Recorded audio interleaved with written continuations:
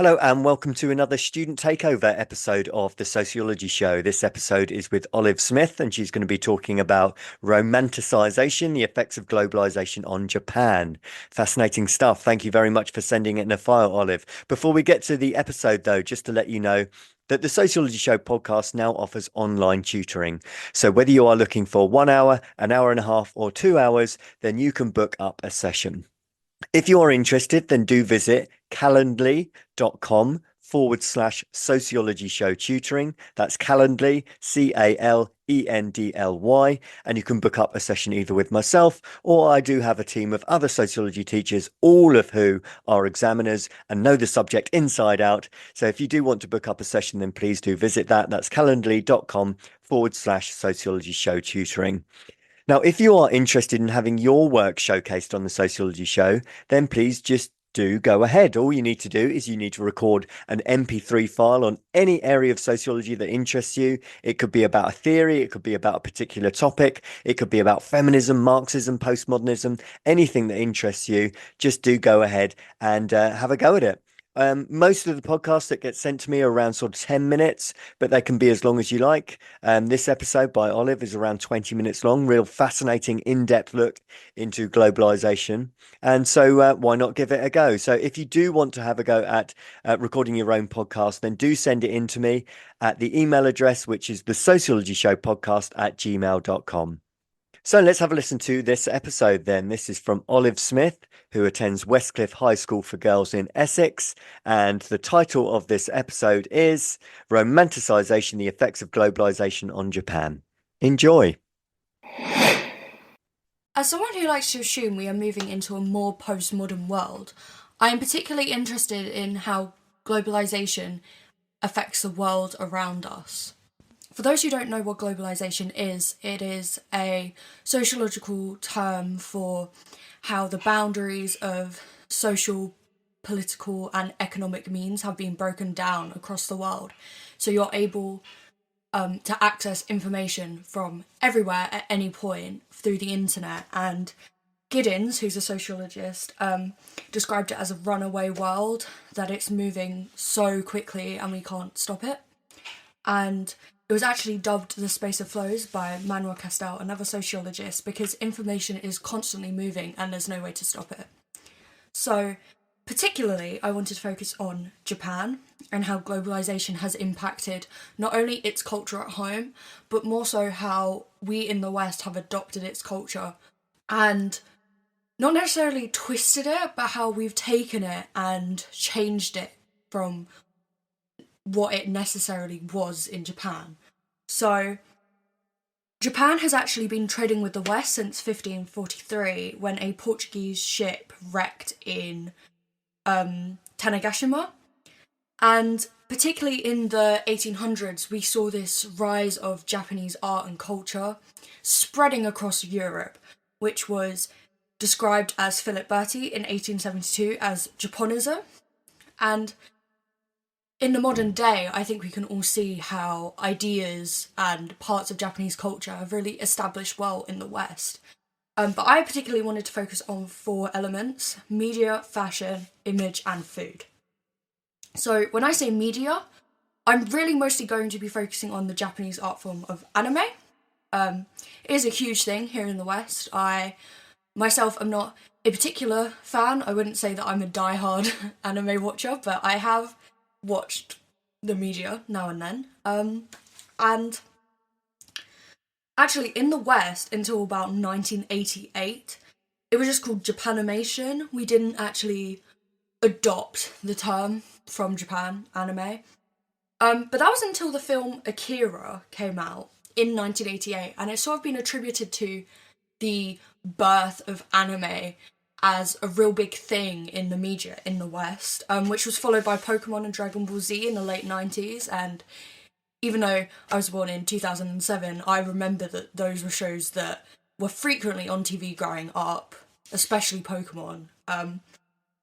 Now, what a good thing is about things like anime spreading across the world like this is that it keeps an art style alive. Not necessarily saying that anime was a dying art form. I don't think it is by any means.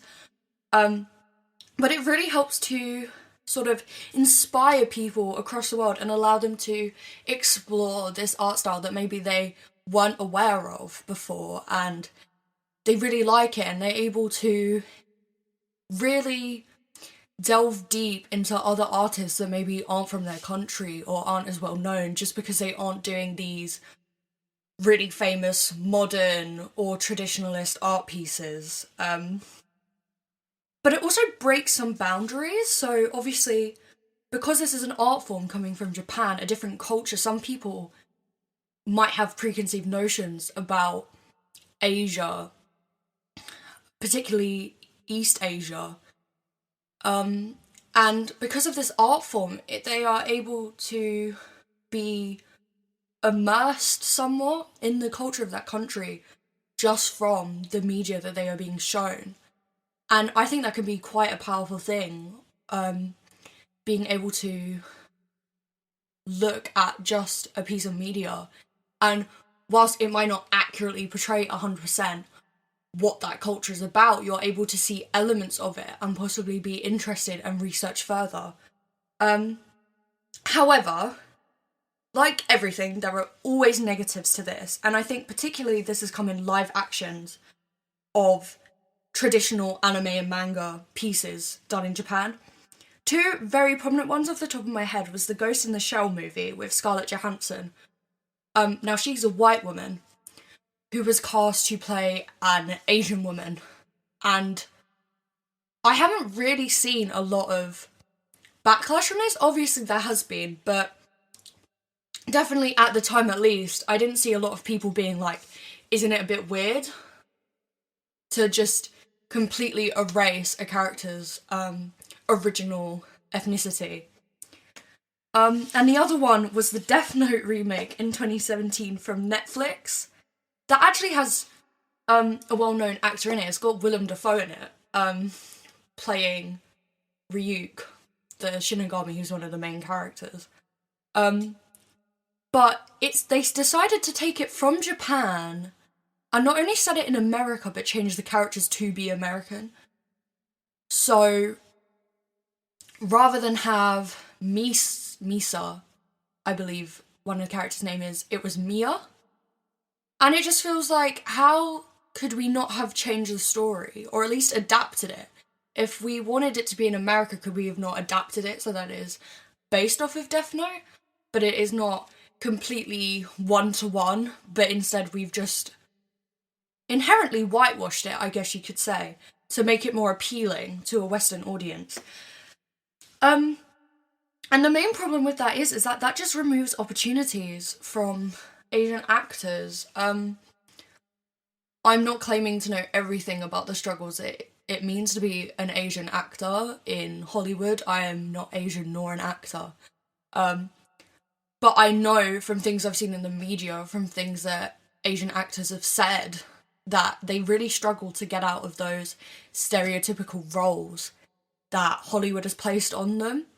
And so by taking characters that arguably should go to these East Asian actors, these Japanese actors, and giving them to any famous white actor or actress, it just really creates a stigma and this whitewashing, and it normalizes it, which is such an issue.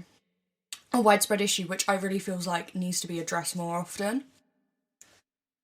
So now I'm going to talk about fashion. So fashion is actually one of the main reasons I decided to focus on Japan.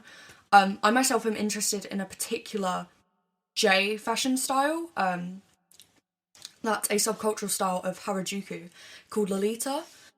Not the book, as some people think, but rather it is a style that takes inspiration from Rococo and Victorian England silhouettes, and it's all about big poofy dresses in fun prints, and there are a lot of different styles within that. It's really a subculture within a subculture. But there are many other styles. We've got Gyaru, VK, Oji, Decora, just to name a few that I particularly look at myself. And as someone who's interested in fashion, I find it quite interesting how you can see how other cultures have responded to like sociological movement. So Lolita is actually a response to the feminism movement. And it is all about empowering women by giving them the ability to dress however they want, dress as, like, pretty as they want, as feminine as they want, without feeling judged, without making them feel like they're going to be sexualized for it. And I think it's so important to not only, with globalisation, see that happening, but be able to take inspiration from it. Sociology Show podcast relies on the kind contributions of sponsorship and donations. If you enjoy the show, then you can help with the hosting costs by donating as little as £5 on the GoFundMe page. Simply visit uk.gofundme.com and search for The Sociology Show. If you can donate, then you will be sent a Sociology Show pen as a small thank you for your continued support of the show. Again, a negative is that we see these death of subcultures. We see them warped, and with fast fashion and micro trends, we see how, particularly Lolita, I've seen, they take the basic ideas without looking further into what the style's about, what certain brands are there. And because it's a subculture, the things they do as part of the fashion, it's not just a fashion with most of these, they're like a lifestyle. Particularly with Gyaru and VK, they have specific things that the people who indulge in them focus on, and because of social media and globalisation, this has been watered down. The other element of fashion, though, is obviously traditional Japanese dress. The one I'm focusing on is the kimono, which is obviously probably the most well-known one. There was actually a huge scare in probably like the 2000s, early 2010s, of people worrying that the traditional garments of Japan were going to die out because the young people were only wearing them for special occasions and they weren't feeling connected to them. And I guess a real positive of globalization is that people look at those styles from other countries and they're like, oh, I really like that. Let me incorporate that into my fashion designs. And so, for example, we have Tom Brown in his spring summer show in 2016 using the kimono as inspiration, and allowing for it to be preserved in a way. There's also been a resurgence of the kimono in Japan as of recently, though, with the sort of pushing that kimono is a personal thing and allowing the youth to take creative freedom with the way they wear it, so they feel more connected to it because it's more personalised. With the other cultures, however, looking at that and taking inspiration, there is obviously the room for the debate of whether it's cultural appropriation or appreciation. And while you may not be able to discern yourself whether the actions you are taking are for the right and wrong reasons, it is something we need to keep in mind when we're looking at other cultures, particularly in dress, how we're adapting these things to fit our own culture, our own style, and make sure that we're not just cherry picking the things that are appropriate to us or inherently changing them and ignoring the history. A big thing about fashion is its history and how it's evolved. And if you ignore all the cultural history behind how these fashions have come about, you've really watered down their meaning, which could be seen as cultural appropriation. Now, with image and food, I'm going to try and keep it as brief as possible because there isn't a lot to say. But with image in particular, I find that when we Google Japan, when we look at Japan, when Japan appears in the media to us in the West, it always looks very pristine, very pretty. It focuses a lot on the culture of Japan that is deeply rooted into the country. But with this, we tend to ignore some of the darker sides of Japan. So, in terms of crime statistics, certain sexual crimes have very high rates in the country. Particularly mobile phones over there have to have the ringers on because of the amount of like reports of people taking photos of women on the train without their consent. But mainly I've seen this erasure of the colonial past of Japan in World War II.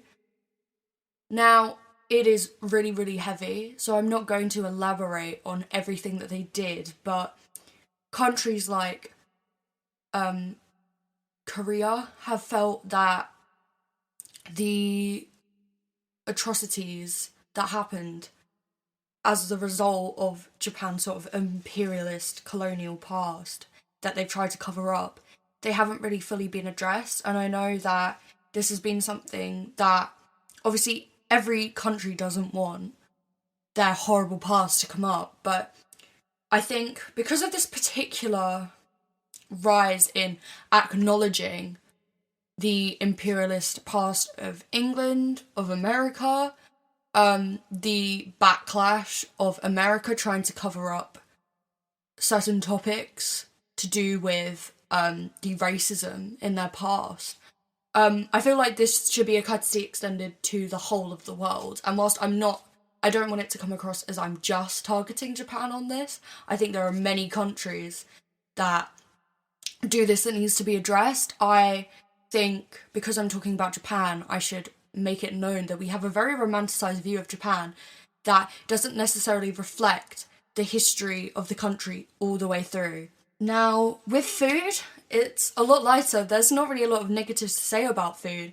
One of the particular things I've seen is food like sushi, ramen. It is like everywhere. You can get it in supermarket. There are really popular fast food chains such as Wagamama's and Yo Sushi.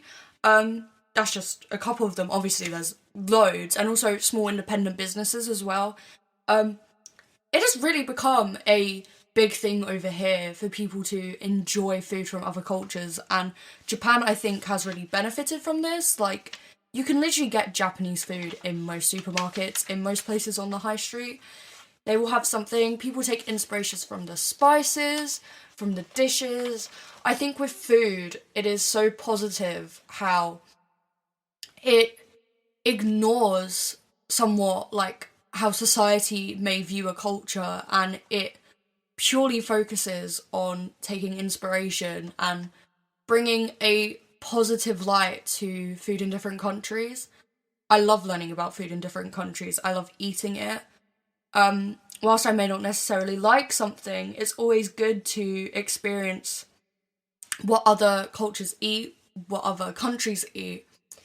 And with cooking practices especially, they can be adapted in so many ways. So there is actually a cooking technique called yoshoku. Now, that is a Japanese cooking technique where they take traditional Western dishes, such as fried chicken, and they make it using traditional Japanese cooking methods. So think chicken katsu. That is fried chicken made with traditional Japanese methods. And again, that is such, with all the hate that I think can come in this world, food spreading like this can honestly, for some people, be a way to learn about other cultures. It is such an easy way to learn about another culture. Just going into shops, seeing food you don't necessarily know, and being like, oh, that looks nice, I'll try it. Or, oh, I've never heard of that before, let me look more into it. Or, oh, I really like that, I want to learn more about it and try other dishes. Food is a really positive way to bring people together because we all need food. So it's unsurprising, really, that Japanese food has really taken a hold of the Western food market. So, to conclude, I really wanted to focus on the question, why do we idolise Japan? There are so many countries across the world. Why is Japan in particular one of the ones that we idolise the most in the West? And I've come up with 3 reasons why I think that Japan has become sort of this token child in Asia for the West to look at. The first one is pop culture. In the West, it's so ingrained into pop culture nowadays. Not necessarily anime like I focused on in my paragraph, but just you might see a name or you might see movies taking place in Japan. You might have characters from Japan that wear traditional garments, perform traditional tasks, traditional cultural practices, and that just really helps to cement in people's mind, like, an idea of the country. And obviously that has positives and negatives. You can learn more about the country just from this basic overview, but some people may take that face value and really see Japan as this beacon of light in the world, so to speak, that it may not necessarily be. It has a very rich culture that is probably a great example of how, even with globalisation, even with detraditionalisation, which is a phrase Giddens uses, it has really held its roots and its culture. I feel like it's still something that spreads quite a lot throughout its society. And in America and England, we may not feel that we have this deep-rooted culture like Japan, and some people might see that and be like, wow, that's not necessarily inspirational, but that sort of feeling, like heartwarming, I guess you could say. And they really idolise the ability of a country to be innovative and yet still hold its roots. And that takes us to the final point I came up with. They are a very stereotypical view in the West of how East Asia can be innovative. Their economic model is actually nicknamed the East Asian model in the West. It is very highly revered over here. And I think because of this, we've come to this stereotypical idea that they are leaders, they are innovators. And whilst that's, you can't say that maybe that's not necessarily the case, they definitely have a very strong economy. Because they have a lot of positives about them, they're innovators, they have a rich culture that they've held on to, and they are ingrained into our pop culture. It's very easy to look past maybe some of the negatives and look past our own romanticised view of the country. This has been my very brief overview of how globalisation has affected Japan, and I hope you enjoyed, and thank you so much for listening. Sociology Show podcast relies on the kind contributions of sponsorship and donations. If you enjoy the show, then you can help with the hosting costs by donating as little as £5 on the GoFundMe page. Simply visit uk.gofundme.com and search for The Sociology Show. If you can donate, then you will be sent a Sociology Show pen as a small thank you for your continued support of the show.